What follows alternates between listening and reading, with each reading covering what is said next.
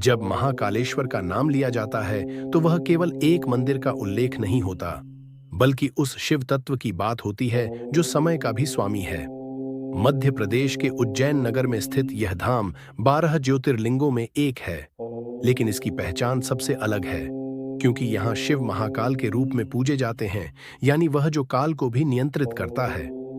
कहा जाता है कि प्राचीन काल में उज्जैन, जिसे तब अवंतिका कहा जाता था, तंत्र, ज्योतिष और साधना का प्रमुख केंद्र था।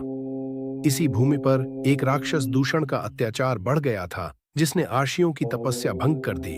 तब आर्षियों की प्रार्थना पर स्वयं शिव प्रकट हुए और राक्षस का संहार किया।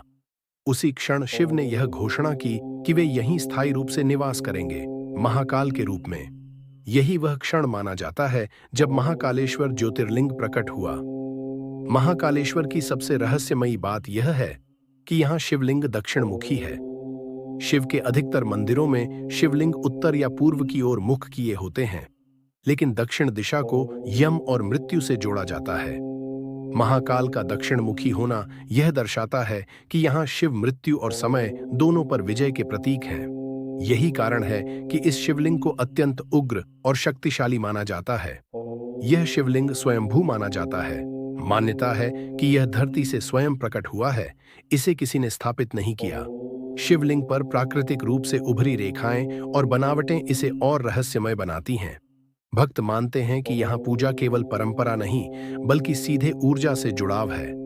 महाकालेश्वर मंदिर की एक विशेष परंपरा है भस्म आरती। यह आरती तड़के ब्रह्म मुहूर्त में होती है, जहां महाकाल को भस्म अर्पित की जाती है। भस्म यहाँ मृत्यु की नहीं, बल्कि सत्य की स्मृति है कि यह शरीर नश्वर है और आत्मा ही शाश्वत है। यही कारण है कि महाकाल की भक्ति डर नहीं, बल्कि निर्भयता देती है।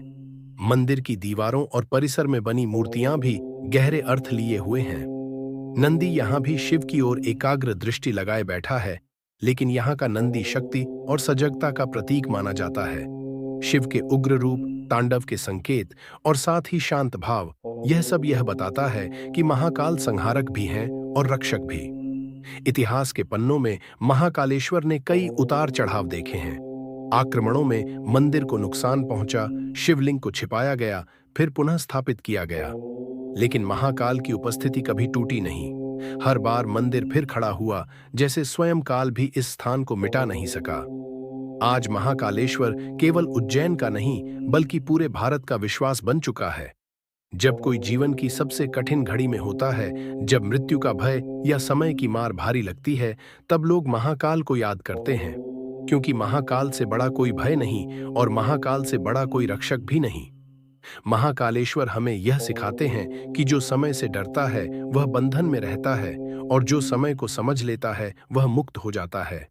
यहाँ शिव देवता नहीं, बल्कि सत्य का अनुभव बन जाते हैं। और शायद इसी कारण उज्जैन की धरती पर खड़ा महाकालेश्वर मंदिर आज भी यह कहता है, काल सबका है, लेकिन काल भी महाकाल के अधीन है। हर हर महादेव।